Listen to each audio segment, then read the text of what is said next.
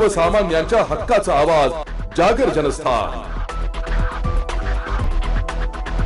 मतदान यंत्राबाबत कर्मचाऱ्यांना प्रशिक्षण देण्यात येत आहे। आगामी लोकसभा निवडणुकीसाठी मतदान केंद्रांवर नियुक्ती करवायच्या मतदान अधिकारी व कर्मचारी यांचे यंत्रांबाबतचे प्रशिक्षण त्यांना प्रशासकीय तहसील कार्यालय या ठिकाणी देण्यात येत आहे। या ठिकाणी 6 मतदार नोंदणी अधिकारी 118 चांदवड विधानसभा मतदारसंघ तहसीलदार चांदवड यांची कार्यालय या ठिकाणून हे प्रशिक्षण सुरू आहे।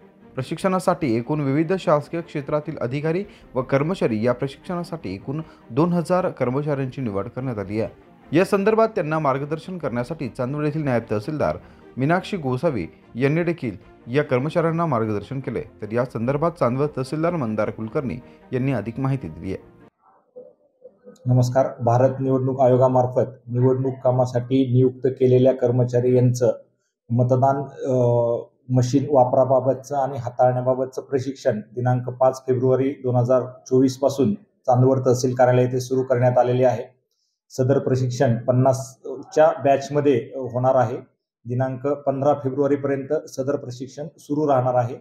यामध्ये अंदाजे 2000 कर्मचारी जे मतदान केंद्रावर प्रत्यक्ष काम करणार आहेत त्यांना मतदान यंत्र हाताळणे, मॉकपोल घेणे, त्याचं सीलिंग करणे या बाबी समजावण्यात येतील आणि त्याची प्रॅक्टिस करून घेण्यात येईल। धन्यवाद।